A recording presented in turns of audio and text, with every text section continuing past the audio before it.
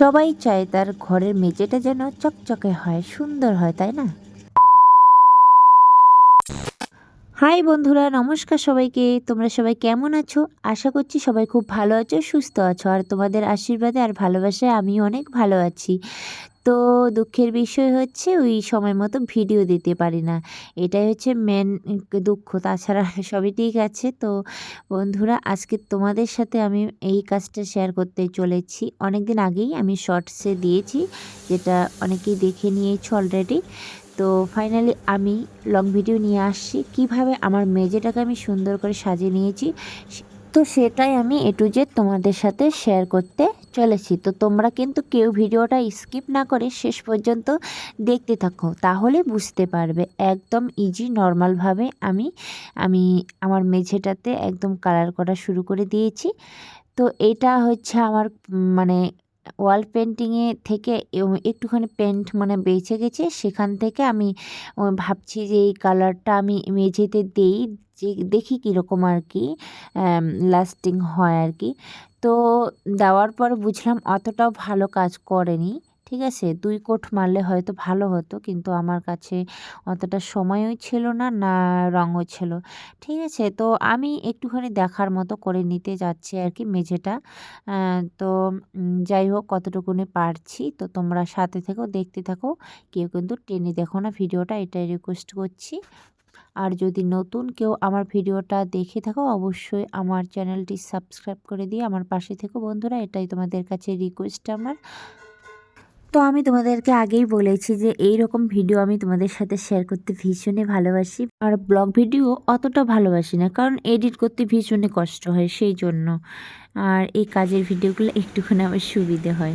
আর এই কালারটা করার মতো কোনো রকম আমি প্রস্তুত ছিলাম না যে কি সত্যি করব কি না। আমি ভাবছিলাম যে শুধু একটা আলপনায় এঁকে দেবো সিম্পল করে, কিন্তু পরে ভাবলাম না, একটুখানি দেখি, একদম মেঝেটা ভালো লাগছে না দেখতে, কীরকম জানি হয়ে গেছে পাকাটা।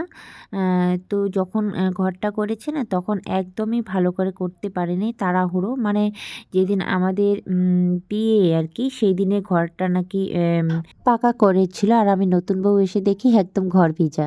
তো অতটাও না ভালো হয়নি, ফিনিশিং আসেনি, যেহেতু একদম মানে পাকা করার পরেই আমরা ঘরে ঢুকে পড়েছি, একটুকু মানে শুকায়ও নেই, না জল পড়েনি ভালো করে। জানি না, তো মিস্ত্রিদের কাজ কিন্তু ভালো হয়নি আর কি। সেই জন্য পাকাটা এখনই ফেটে ফেটে যাচ্ছিলো, আর অনেকটাই খারাপ হয়ে গেছে আর কি। তো এই হচ্ছে ব্যাপার। তো একটুখানি দেখানোর মতো চেষ্টা করছি, যেন দেখতে একটুখানি ভালো লাগে।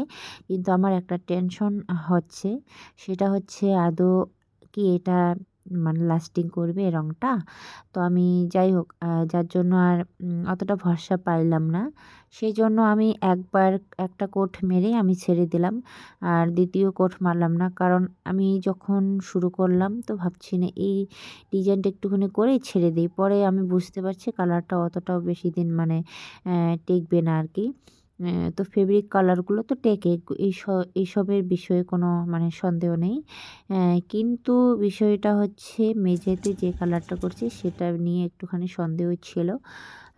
তো সেই জন্য আর কি, যেরকম ডিজাইনটা করতে চেয়েছি সেটা আর আমি করতে পারিনি। ডিজাইনটা আমি মানে অর্ধেকের মধ্যেই ছেড়ে দিয়েছি।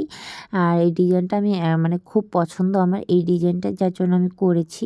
কিন্তু বিষয়টা হচ্ছে যে মেঝের কালারটা বেশি দিন টেকবে না, সেই জন্য আমি অল্পতেই মানে অর্ধেক করেই ছেড়ে দিয়েছি। আর এইসব কাজ করতে কী যে ভালো লাগে, যে ভালোবাসে এইসব কাজ করতে, সে কিন্তু কিছুতেই মানে এইসবের নেশা ছাড়তে পারে না। কিন্তু দুঃখের বিষয় আমি পারি না গো করতে, আমার ছেলের জন্য সময় হয় না। এখন এত ছোট দিন না, অনেক কাজকর্ম পড়ে আছে, কিছুই করতে পারছি না। ভীষণ রাগ উঠে যায় নিজের উপর, আর আলসিও, প্রচুর আলসি।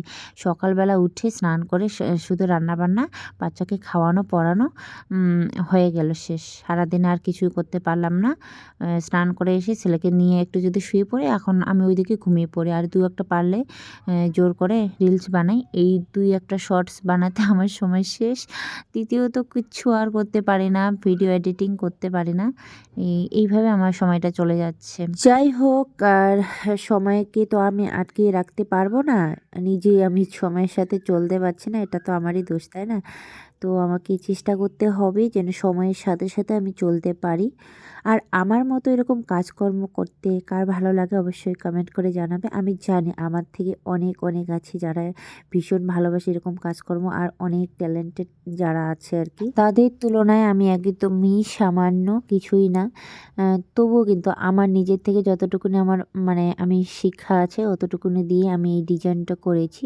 আমি কখনো কোথাও আর্টও শিখিনি, কিন্তু আমার যতটুকুনি আর কি আমি নিজের থেকে শিখেছি। এইটাই আমার কাছে অনেকটা মানে ভালো লাগে, যেহেতু আমি কোথাও শিখিনি, নিজের থেকে শিখেছি। তো যাই হোক বন্ধুরা, এই হচ্ছে ফাইনাল লুক। আরও করার ইচ্ছে ছিল বড়োভাবে, কিন্তু সেটা আমি আর করতে পারিনি, কারণ জানি যে বেশি দিন টেকবে না, আর এত বেকার কষ্ট করে লাভ নেই, তাই জন্য। তো এই হচ্ছে ফাইনাল লুক। তোমাদের কীরকম লাগলো আজকের ভিডিওটা অবশ্যই কমেন্ট করে জানাবে। তো বন্ধুরা, আজকের ভিডিওটা এই পর্যন্ত ছিল। সবাই খুব ভালো থেকো, সুস্থ থেকো, টাটা, বাই বাই।